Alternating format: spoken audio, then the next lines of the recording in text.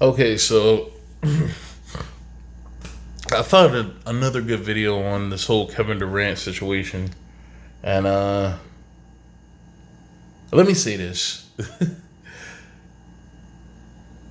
it's so hilarious that nobody in the sports media is picking up on the fact that this could all be a red herring, where Kevin Durant posed to he wanted a trade, he wanted a trade, but nothing came of it, nothing at all.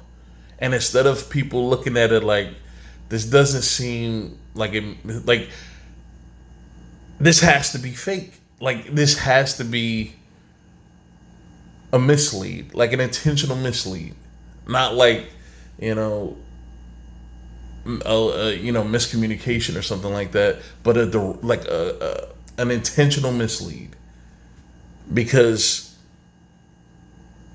Kevin just signed a new contract to stay in Brooklyn longer, and then he magically asks for a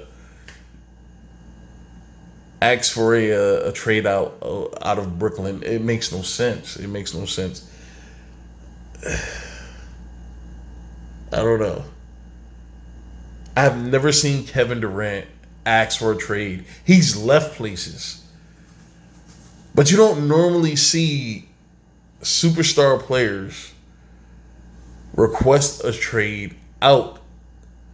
I don't consider Anthony Davis a superstar player. I'm sorry, I just don't. But you don't see the best of the best request a trade out. They normally let their contract, and I'm pretty sure whatever the issue is now was the issue before he renewed his situation there in Brooklyn, because they haven't won anything since they've been there, and people have been estimating that they were going to run the East for years to come. So I found it kind of odd. Let's go. Or struggle in all of sports. Kevin Durant and the Brooklyn Nets. In case you haven't been paying attention, Kevin Durant wants out of Brooklyn, but finally, thank goodness, owner Joe Tsai, hey, he said enough of that. KD, I get it. You want the GM, you want the head coach out, but I ain't playing these games. Joe Tsai. All right, so apparently Kevin Durant said, listen, man, I'll let all this shit go, but you got to get rid of Nash, you got to get rid of Marks, and, you got to bring in some new guys. I'm not going to lie to you. I believe that. I believe that this is an actual thing. This isn't a mislead. And it further reinforces in my mind what this whole situation is about. I'm pretty sure Steve Nash, because as everyone remembers, Kyrie Irving came out and said, we don't need a coach. So already you're burning a bridge before the bridge is even built. Right? And then this just very confusing year for them. I'm pretty sure Steve Nash and Marks was like, listen, man, we can't do this. Steve said, I can't coach him. Sean said, all right, well, then I think it's a good idea because he's not putting the best light on us right now. We might need to unload, get up off of him. I would not be surprised if Sean Marks and Steve Nash were proactively trying to get Kyrie out of Brooklyn. And Kevin knows this. And his defense against it is to get them out of there. I would not be surprised if that's the case. If that is the situation that's happening. And as far as Josai saying, Kevin, it's enough of this shit. Listen, you're under contract. Do what we tell you to do. Bullshit. Bullshit. The Brooklyn Nets already they pretty much invested everything they could into this. There is no way you do away with this situation without exhausting every possible opportunity to possibly get this to work. There's no way. You don't. It's like a person that's in the middle of cooking a meal and they feel like they're on the verge of a breakthrough. They're about to create the greatest meal ever, but they keep getting the ingredients wrong. And you're so close. You invested so much money into the ingredients. You invested so much money into this project.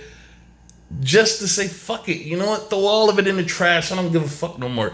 It's a waste. No one's going to do that. No one's going to invest this much time and energy into this project trying to get it to work and then quit halfway through and get nothing in return for it.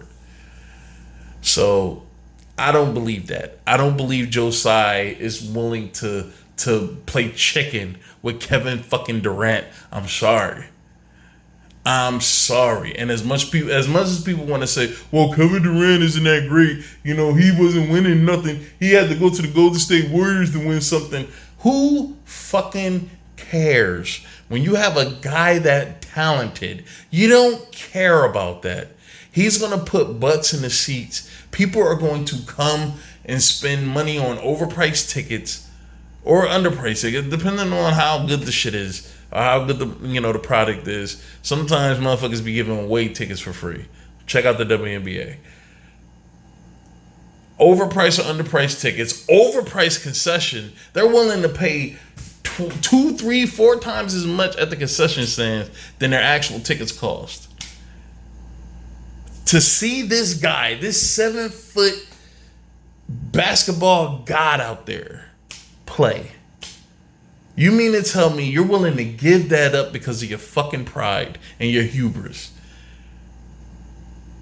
As a businessman, I'm pretty sure Joe Tsai is laughing at that notion because he knows when you have a top of the market product, you do not, just because it's not selling, well, no, not because it's not selling, just because you don't feel like it's as high quality as you would want it to be, or it's not giving you what you want. As long as it's selling, that's all you're concerned with. You don't give a fuck. As long as it's selling, that's what you're concerned with. What are the profit margins? Are we meeting our bottom line? Is our shit in order? That's all you care about. If ticket prices started falling because Kyrie is still on the team, they're going to move him. And they're going to make Kevin Durant understand, listen, bro, we're losing money. We got to get rid of this guy. But until then, man, I don't care. Look, I don't care what the Nets organization feel, how they feel about Kyrie. All I know is the fans still want to, even if he plays half the season, they still want to come and see him play. His words, not my own. He took to Twitter. Yeah. And I did just spend 7 minutes talking about that, but I get so into these rants about these topics. Sometimes I go out of hand, get out of hand with it. Let's go. Billionaires, they do in fact take to Twitter. He took to Twitter and said, hey, our front office and coaching staff, they have my support. We will make the decisions in the best interest of the Brooklyn Nets. Thank you, Joe Tsai, for putting your foot down. Because I don't get it. Kevin Durant, you got paid $38 million by this man, Joe Tsai, to rehab. Then you got paid another $38 million the following season by this man, Joe Tsai, to play in 35 games. KD, you were making more than $1 million per game. Then get this. When he puts it like that, it makes Joe Tsai look stupid as shit. You're paying this dude damn near $40 million a year to not play. Oh my God. That's hilarious. You're paying the dude damn near $40 million a year to not do what you're paying him to do. Okay. Man, Joe Tsai paid you, KD, $194 million to be exact, $1 for 4. And that should tell you everything you need to know. When Kevin first got there, it was bumpy. Things wasn't going the way that you thought they were going to go. And they still extended him. Why? Because Kevin is a once-in-a-generation talent, man. He's a once-in-a-generation. You don't see players like him too often. And they know this, and they know that they're not going to, and nowhere in the near future are they going to get somebody as great as him. So they're going to hold on to him as much as they can. I'm pretty sure they were over the fucking moon when Kyrie agreed to come and Kevin agreed to come. I mean, it was like a brand new day for the Brooklyn Nets. Why would they give that up? Even if the product isn't so great on the court, fans are still going to show up. And just because you had 1, 2, 3 subpar seasons not meeting your expectations doesn't mean that you might not capture lightning in a bottle one year. It might happen, man. So you got to keep investing and hope that it pays off. Because one championship is going to erase everything that just happened. More years after you only played 35 games in KD, you got the audacity to say, hey, I want to be traded. It makes absolutely no sense to me. Exactly, which is why I don't understand why. And I get it, man. This is television. They need something to talk about. I get it. But common sense, I'm sorry, somebody has to be like, maybe this is just fluff. Maybe this isn't nothing. Maybe this trade request was some BS. Man, like somebody. Shannon came close, but he was circling the block. He just didn't turn down the right street. Joe Tsai brought KD to Gotham to be Batman, but it appears that KD is being nothing but a Joker. And I think Shannon still wants these trade rumors to be true because he wants Kevin Durant. He either wants Kevin to end up in LA, or he wants Kyrie to end up in LA, or the best case scenario, which would be a early Christmas gift to him, he would want both of them to end up in LA with with LeBron and AD. He is an incredible basketball player. He's a questionable teammate, but he's a terrible negotiator. Kudos to Kevin Durant is a phenomenal teammate. He's a phenomenal teammate. I have yet to hear one person, not even Russell Westbrook. Westbrook was more mad about KD's exit than KD as a teammate. KD has to be one of the most accommodating. He's kind of like Kawhi Leonard. Whatever you ask him to do, he's going to get out there and do it. His game is so chameleon-like. He could just blend in anywhere, which makes him the perfect teammate because he's not ball dominant. He can play off ball extremely well. Predominantly his game is off ball. I mean, he can play off ball too. We saw this in the playoffs. He can play with the ball in his hand too. You know, he can set up guys. Kevin Durant is a special talent, man. Is a special talent. I mean, nobody has come out and said, I hated playing with that guy. They might be saying the situation isn't the most positive. It's not the most constructive. It's not an environment built for winning because of all the shit that's going on.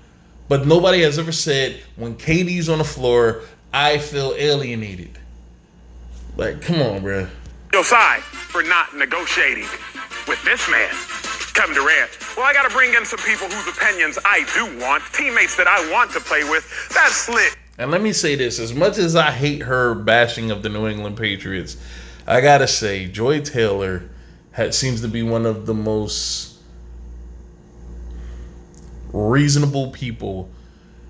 I'm not going to lie, man. She might be my favorite right now on FS1 because I think everybody's full of shit on the I think everybody's full of shit on FS1. But I think Joy Taylor might be the most level-headed person that I've seen on there. Maybe Marcellus is running a very distant second, but definitely Joy. Or no, Eric Mangini, man. Eric Mangini is up there. But Joy Taylor is a very, very good one. She's a good one. Rick Bucher and co-host of the Herd, the one and only Joy Taylor. Ladies, gentlemen, let's start it off. Slick Rick, what do you make of the Nets' power struggle? Not surprised, and I've seen this happen before, but essentially this is Kevin Durant saying, I really don't want to leave Brooklyn. I don't want to leave Kyrie Irving. But what have we done that is going to convince me that we're going to be better next season than we have been up to now? Nothing has happened. That's what Kyrie and KD's job is. That's what the head coach's job is. The star players and the head coach's job is to make sure that this team is in the best position to win. You're not looking at the fucking role players to be the, hey, you role players, you're the reason our team is successful. Be successful. Come on, you're looking at the star players and you're looking at the coach. Okay, this is why star players get a majority of the blame unless you're on LeBron James' team, and then everybody else get blamed except for him. All right, and then the head coach. This is why the head coach gets a lot of the blame, or he's on the hot seat. This guy's on the hot. That guy's on the hot seat. It's their job. It's not all the other players. That's ridiculous. Jesus Christ. And in fact, they made the deal for Ben Simmons. Ben Simmons lets the team know that, or doesn't let them know, ghosts them on a chat prior to Game 4, saying, asked when they were asking whether he was going to play or not. And KD's looking at this and going, well, this is not what I signed up for. And yes, you made the point that they had. No, this is shit. This is what he signed up for. He signed up for this. And KD understands this. This feels like hyperbole at the max, man. Like, this is what he signed up for when he signed that fucking extension. Him and Kyrie are fucking friends. They game on live streams together. They're friends off the fucking court, man. They're friends. He knows who Kyrie is. He knows what kind of person he is. I don't think he would agree to play with this dude if he didn't come into it with an understanding of, this is who Kai is. Boom. He knows who this dude is. And this is why I'm saying I don't think he has a problem with Kyrie. I think he understood Kyrie is defending himself under public scrutiny, under pressure from the organization to do something to himself that he doesn't want to do. And I'm pretty sure he respected that. That is his friend. So all this narrative about him wanting to get away from Kyrie is fucking ridiculous. Like, come on, man. All this money that they have given Kevin Durant. Kevin Durant knew he was going to get that money all along. Whether it was Joe Tsai gave it to him or somebody else, he's wondering why that man that you referenced did not pay Kyrie Irving what he could have paid him. Why he has the guy that he went to Brooklyn to build this team and this franchise and this supposedly this dynamic team that they were going to put together. Why he's not getting paid, why he's not guaranteed that he's going to be there beyond this season. So that's why Thank you. All right, there we go. Jesus Christ. He didn't necessarily say what I'm saying, but he's like brushing up against it. This is why he made that request. He's trying to force the Brooklyn Nets' hand. Listen, no more of this 1 year shit. Offer him a multi-year deal, a decent contract, so I can know that we're gonna be in this shit together for the next few years instead of the next season. And then when y'all get pressured to get rid of him, then y'all try to get rid of him. He's pressuring them into keeping Kyrie on long term. This is for Kyrie. He's doing this shit for Kyrie, bruh. Durant is looking at it and saying, so who's at the heart of all this? Joe, well, it's Sean Marks, the GM, and it's Steve Nash, the head coach. And if we're in a bind with Ben Simmons, it's because you guys didn't anticipate that him signing a rookie salary scale extension at the max was going to mean that we couldn't get any of the other rookie scale max players in exchange or in anything else that we did. So we were hamstrung. So he's looking at this and he's thinking, okay, and Steve Nash, we got swept. We didn't make any profound changes against the Boston Celtics. If I'm looking at trying to win right now with this crew, I don't see the path there. Real quick, Joy. That sweep against Boston said more about Steve Nash's inexperience than it did about Kyrie and KD. Like, I think the first game they won was where Jaylen Brown kicked the ball out to Jason Tatum at the last minute or last second, and Jason Tatum was able to get around Kyrie and lay the ball in for the game winner. And that just screams bad coaching, bad strategy to me. That doesn't scream, well, KD didn't do this, Kyrie didn't do that. That didn't scream that to me. They both played pretty well, man. Like, maybe it wasn't some superstar level shit that people were expecting, but they played well. It just screamed inexperience to me. It screamed, and maybe we're not being put in the exact right spots that we need to be put in. And anybody that knows how Steve Nash plays, he's not necessarily a defensive genius, okay? Before you go, I need Slick Rick Bucher to recant this story for me that has shaken up the internet, if you will. Yes. Kevin Durant was in a group message with Ben Simmons before Game 4, Round 1. They ask Ben Simmons if Ben Simmons is going to play in the game, and Ben Simmons doesn't respond. He just leaves the chat. Now, you told Joy on the herd. I need you to tell me on Speak for Yourself. Yes. Give me some details around that. Well, there's somewhere between Game 3 and Game 4, and there was a question whether Ben was going to gut it out and try to play. Obviously needed back surgery, but the question was he going to try to suck it up and play? And so they were on a group chat, the players, and they put it to him, like, what's the deal? And Ben not only did he not answer, but I'm told he should have answered. If this is all true, he should have answered. But to bring him back so late in the season wasn't going to do him any good with his confidence, and it wasn't going to do the team any good. I mean, it's a certain level of comfortability that needs to happen. It's a certain level of chemistry that needs to happen. And for him to get traded so late in the season, if he wasn't going to play within that first month that he was there, it should have already been expected that he wasn't going to play. So for them to just assume that he was going to show up Game 3 and Game 4 and make a significant difference, he might have made things worse because he doesn't have a rapport with KD or Kyrie or any of the other guys that's on that team. He doesn't know where he needs to be. I don't even think they know what position they're going to have him in yet. But it's just a lot of uncertainty, and on a big stage at that. I think it would have been premature for them to throw him in there. They were desperate, so yeah, sure they were going to try, but I think that last year was a wash for Ben Simmons. Once he pretty much didn't play for Philly at all, I think it was safe to say that his year probably was over. But yeah. he left the chat. So it left them in limbo, and if you'll recall, he wasn't on the bench for Game 4. So I'm told that the conversation with Joe Tsai was step one in terms of, can we convince Kevin to stay? And the other, and I don't know that this has happened or if it's going to happen, was to find a middle ground to get together with Ben Simmons and to say, can we mend that fence? Understand, Joy, what do you make of the power struggle between the Nets and Kevin Durant? It's really shaking up the basketball world.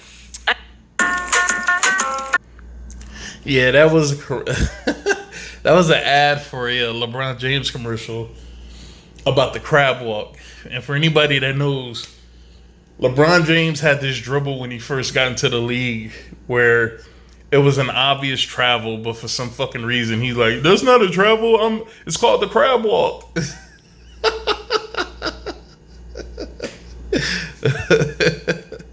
All right, let's go. A middle ground to get together with Ben Simmons and to say, can we mend that fence? Understand, Joy, what do you make of the power struggle between the Nets and Kevin Durant? It's really shaking up the basketball world. I think this is what the Nets are. This is what they've always been. Some team. Oh, yes. Oh, yes. Oh, my God. The worst trade, I can't even. The worst trade. And I'm talking about the worst trade before the trade, before we knew the results of what was going to be this destructive trade. That is the Paul Pierce KG trade. Oh my. I don't know what Danny Ainge said to the Brooklyn Nets to get them to trade not one, not two, but a fucking bevy of first round picks. I mean, oh my goodness. They gave them everything. And respectfully, the Brooklyn Nets found a way out of that. When they got D'Angelo Russell and Spencer Dinwiddie, man, like they became watchable again, which I thought wasn't going to happen for a long time. Where the Nets are now, versus where they were when they did that dumbass shit is night and day. And I think the Nets, I think they're better for it. I think that the management that they have there now, the ownership that they have, I'm pretty sure they made a vow to never let some shit like that happen again.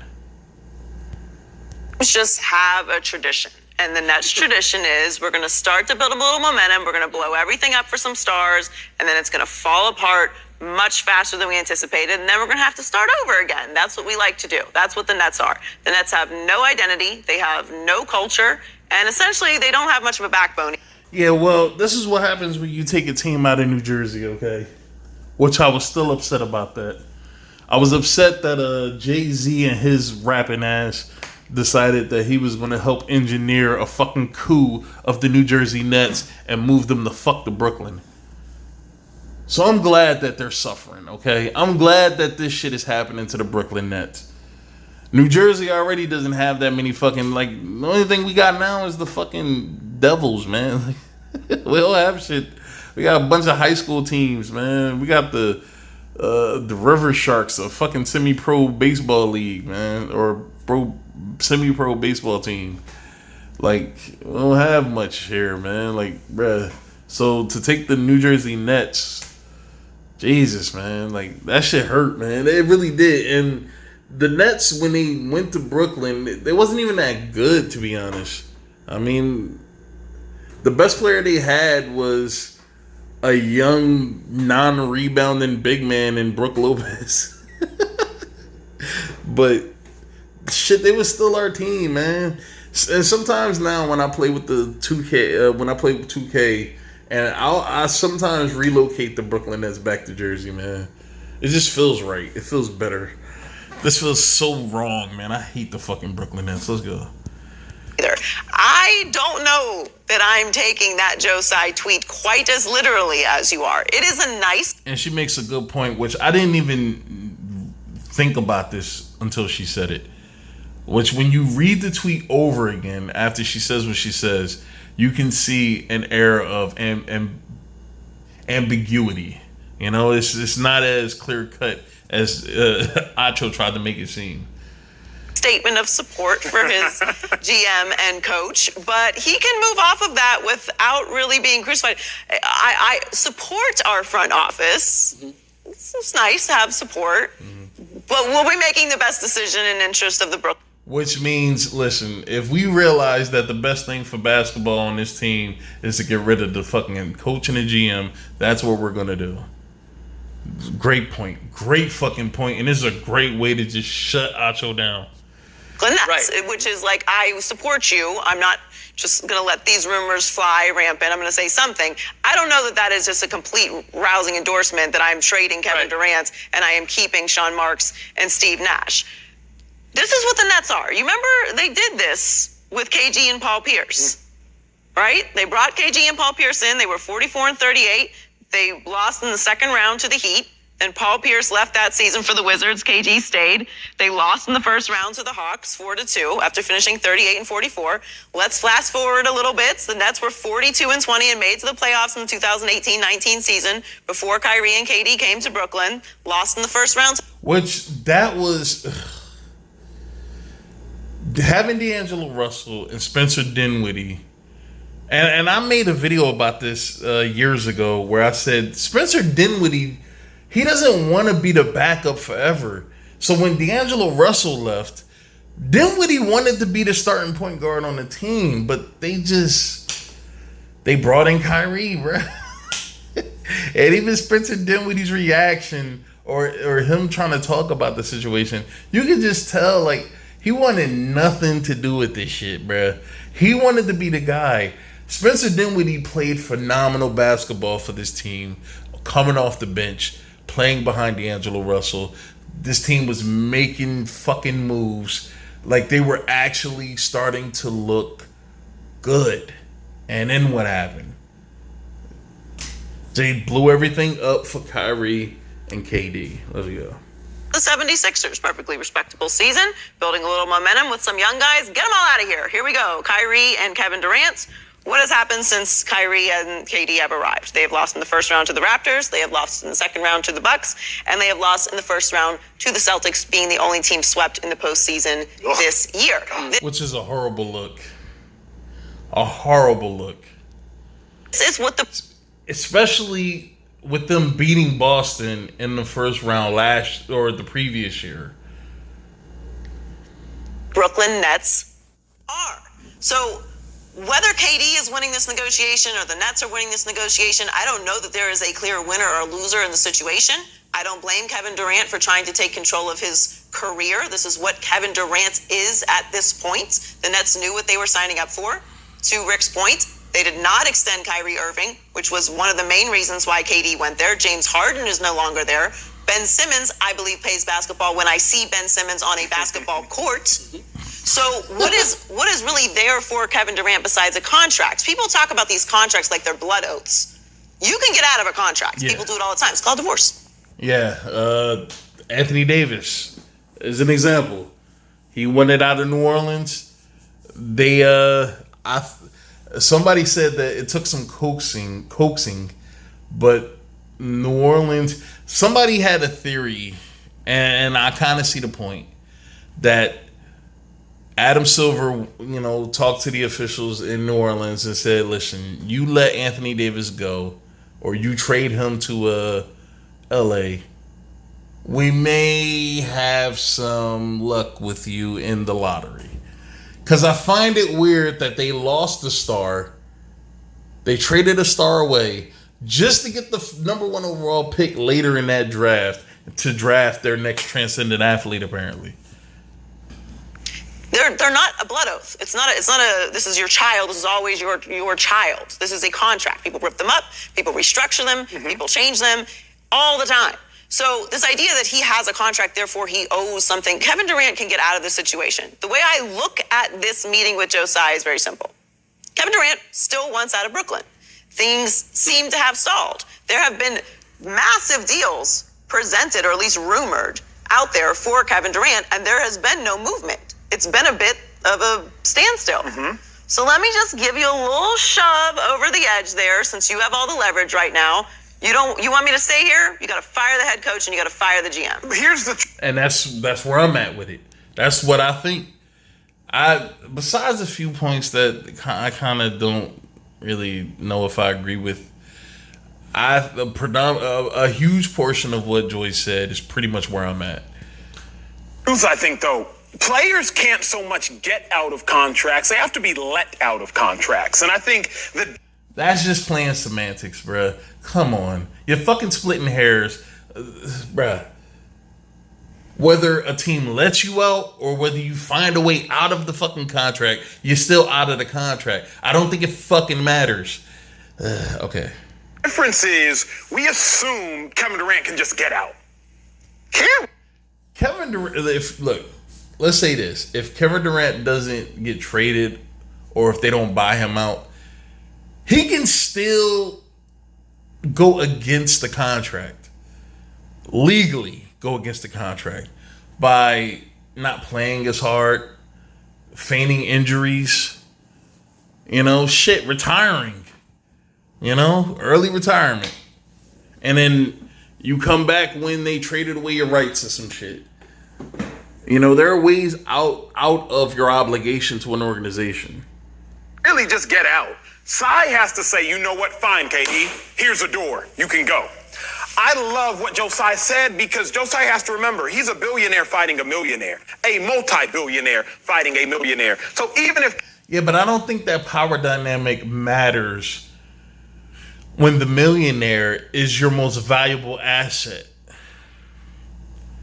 Right? Let's say a car dealership, they sell all kinds of cars. They sell pickup trucks, they sell minivans, they sell SUVs, they sell RVs, they sell convertibles, okay?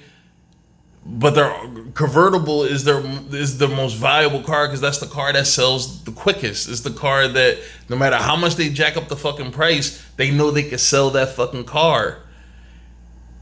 And for some reason, man, I don't think that you go against your best asset because of whatever reason. you don't like the product as much, or you're getting some complaints about the product, whatever, it's still going to sell. You're still going to have that product to sell. It's still going to be a great product for you to push. No matter what it is that's preventing you from being satisfied with it, as long as you're able to sell it, you're going to put whatever reservations you have to rest. If Josiah does not want Kevin Durant there, that's a huge difference. But if Josiah wants to try to make this work, I don't think he has any power in this, because your organization needs to succeed. And you don't have a contingency if it doesn't. So if you trade away Kevin Durant and you don't have a replacement to make up for that production he gives you, you're going to fail. You're going to fail, and you don't want that. You rather fail with a high value product than to fail knowing that you gave up the high value product. And now that high value product is somewhere else, increasing the sales somewhere else. AD does in fact want to get out, he's still got to get permission. Yeah. And in the midst of all this superstardom, in the midst of millions of Twitter And I'm not gonna lie, I hate that car analogy, bro. I hated it so much. Jesus. followers, in the midst of a bunch of ha-has and retweets and likes and all of the things, we start to assume that players have more power than they actually do have. Not all players. It's like Acho is struggling with context. Like he's overgeneralizing. He's not taking into consideration details. Like it's weird. It's like he's ignoring everything. He's ignoring all the details and just looking at everything from a slanted black and white perspective, right? Like nobody's saying that every player has the power over the organization. When you are one of the top talent in the league, where your skill set cannot be replicated easily at all, it would take a lot to replicate what it is you bring to an organization. You have the power, because where else are they going to get that from? I mean, sure, they can draft the guy, but that's the thing about the draft. It's such a fucking gamble. This is why people are willing to trade draft picks for surefire talent, because you don't know what you're going to get in the draft. You may luck out. When Jason Tatum was drafted, he was viewed as the third best player in that draft. Now he's viewed as the best player in that draft. Donovan Mitchell was late in the top 10. I didn't even know who the fuck Donovan Mitchell was until he got drafted. But that's the power of striking gold in the draft, is that you can take your whatever pick, your meh pick, and it can turn into something fucking phenomenal. But you can also have a great pick, draft a player, and it fails miserably. Right now, Zion Williamson is failing miserably. And it's sad, man. Because so many people had their hopes pinned on this dude's success. I was kind of skeptical because I thought the weight would be an issue. I wasn't too impressed with his game. But I do want to see this kid have every opportunity to succeed. And I think right now, what's going on with him is doing his legacy such a disservice. But sometimes you don't get lucky. You draft a Zion. Who would have thought that 3 or 4 years down the line, John Morant would have been far away the better fucking player in that draft? So, I mean, I don't know. You play the odds. Sometimes you don't win. It happens. Jesus, I've been talking for 40 minutes. I'm going to keep going, though. Fuck it. KD got a whole lot of power. But truth be told, the only power that Kevin Durant has is the power that Josiah gives him. I also would be... Yes. And that's a good point. And he gave him that power when he gave him that contract extension. And now your success is ultimately tied to Kevin Durant's wants, needs, whatever it is he decides he wants to do. Your success is tied to that. Unless you can somehow find a way to make that shit work without him. Yes, if we didn't mention, What has KD ever done to show you he can properly construct a team? Or and again, it's not his fucking job. It's not a player's job to construct the fucking team. And let's just say this, man. And I'm so tired of this argument for LeBron James that, I mean, this dude makes the best out of... Listen, when LeBron James goes to an organization, he dismantles that fucking team. He forces that organization to trade this player, trade that player, bring this player in, bring that player in. He shapes that team to what it is he wants. And this is why those teams never succeed without him, or they find it very hard to succeed without him, because the team has to be shaped to what it is he wants to do. And when you don't have that key component, to your organization, man, like it completely destroys what it is you've been spending the last few years building. But it's not a player's job to make managerial decisions. coaching staff or a general manager staff, a managerial staff. What? When KD won, he went to a roster that was already built, a general manager in place. KD has been winning his entire career. Even this year, even though this year was a fucking disappointment for the Nets, they still had a winning record. Still made the playoffs. I can't remember the last time Kevin Durant didn't make the fucking playoffs. He's winning. He just may not be winning championships like people want him to. A head coach that was already a Hall of Famer before KD showed up, more than likely, in Steve Kerr. So KD hasn't done anything to let me know, you know what? I should take your advice. Because if I get rid of Steve Nash and I get rid of Sean Marks, who am I replacing them for? Because why is that Kevin Durant's job? He just wants those guys gone so he doesn't have to worry about Kyrie being let go. He wants whoever comes in to be like, listen, I want Kyrie here. We're going to make this work together. Either we're going to fail together or we're going to succeed together, but we're going to do it the fuck together. And he doesn't want Sean Marks plotting, trying to get rid of him. He doesn't want Steve Nash putting words in the fucking ears of these guys. And to be honest, I think Steve Nash was a horrible choice to coach this team. You needed some. If you want immediate results, you need a coach that's proven that he can win as a coach. I'm sorry. You, Katie, wanted me to bring Steve Nash in the first place. So why would I listen to you now when you want me to get rid of him, Slick? Well, so there's two values to any player. And you are right. He can't just unilaterally leave. He needs Joe Tsai to say, I'm going to make a deal to send you someplace else. Mm-hmm. So there is that. However, there's also just the power of NBA players and superstars and the value that they carry. And it goes beyond being able to build a team and being able to win games. Thank you. These are the details that Acho is refusing to acknowledge. And I don't get it. He's been a player. I'm pretty sure he's seen, okay, the third best linebacker on the team doesn't have not nearly as much power as the second best wide receiver on the team. Or the best kicker on the team doesn't have as much power as anybody on the fucking team. Like even the bench warmers, bruh. Kickers are so expendable. It's such a shame, bro. It's such a underutilized, underappreciated position. But like each player has a value attached to them. Your contract reflects how an organization views you. The higher paid players are usually viewed more favorably in the organization. You know? It's just the way it is, man. It's power dynamic. Like, I don't know, man. It's different for football, but I think to a certain extent, some of the same rules apply. Being able to sell tickets. Yep. It's being able to sell sponsorships. And Kevin Durant has enough stardom that pulls a lot of weight. Yes. And what is Rick? Jesus, I'm so tired. What is Rick Bucher saying? Money. Like, this dude has the ability to generate funds.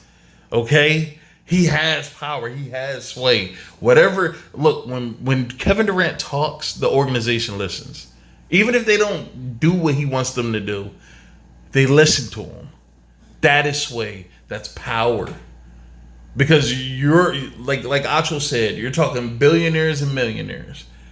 But certain millionaires have the ability to make billionaires listen.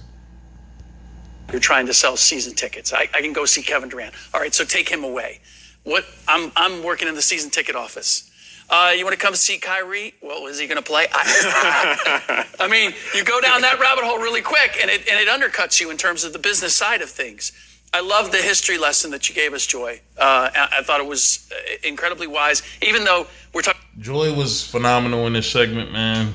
She didn't say much, but what she did said was to the point, to the core, and it got the fucking job done. About different players, we're talking about different owners, we're talking about different management. The Nets have done this, and other teams have too. Correct. Like but not on the scale of the Brooklyn Nets. I mean, that trade will be legendary. I wouldn't be surprised in the Pro Basketball Hall of Fame, they're going to have a card in there saying the Celtics get this, the Brooklyn Nets get this. Bro, that is the most legendary ass fucking, excuse my language, I've ever seen in professional sports. Jesus Christ. Like, the only trade that I could think that was as egregious as that one was the Washington Redskins they trade their one pick, and the 49ers traded all their fucking picks. They gave up every last one of their picks to the Washington Redskins for one pick, which was like the fourth or fifth pick or something like that. And that one pick was Jerry Rice, which is still one of the most lopsided trades. Oh my God. You give up all your picks for one pick, you strike fucking gold. And they get all these picks and they can't muster even a little bit. It was hilarious. Maybe the Ricky Williams trade is up there because Mike Ditka gave up so much to get Ricky Williams, and that shit just did not work out at all. But let's go. Just going to go get the stars and then work off of that, and everything's going to be okay. You have to go get the right stars. And because they do have power. And you have to understand that it has to be a collaborative effort. And from the very beginning, this was not. This was KD dictating things, Kyrie dictating things. And then halfway through, you go, okay, by the way, KD, it's just you, it's not Kyrie. And he's looking at it going, wait a minute, this was a package deal. That's where the trouble started. And all right, let me say this and I'm done, man. I'm tired as hell. Rick started off with a beautiful point. It is a collaborative effort, and this is the problem with most relationships now, where everything is such a battle. It's a battle of wills. It's a battle for control. And I'm not talking about just professional relationships. I'm talking intimate relationships with family. I mean, everything is such a battle for control that there is no more constructive relationships anymore. This is why marriage is in. This is why, it's like you can't just be satisfied with being a contributor to something greater than yourself. You have to, it has to be about you. And that goes for everybody. I mean, people are so selfish and self-centered that they're willing to trample over whoever they need to get what they want. You know, and it's sad. It really is, man. It shows the deterioration of relationships in American society, where it's just everything is a war. You know, it's a battle for every fucking thing. And to bring this back to the whole Brooklyn Nets situation, when owners give up the amount of control to players, like the way that Cleveland gives up control to LeBron, or the Lakers give up control to LeBron, I don't think Miami gave up that control. And I think this is why LeBron started to plan his exit from Miami, because I think he wanted that same sway that he had in Cleveland with Miami. And Pat Riley was not going to let that happen. So he went back to Cleveland. It's a dance, man. To be successful with so many moving pieces, it's a dance, a sensitive and very well detailed dance that needs to go right. Every step needs to be right for you to be successful.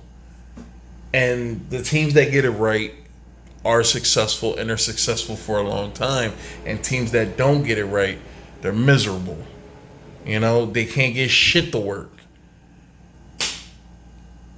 So that's it, man. I'm done. I literally spent 50 minutes talking about this. But again, I love talking sports. I can do this shit all day. Great segment. No matter how much Acho gets on my nerves, I gotta tell you, I do enjoy watching his segments. It's always entertaining to listen to this dude make a complete ass out of himself.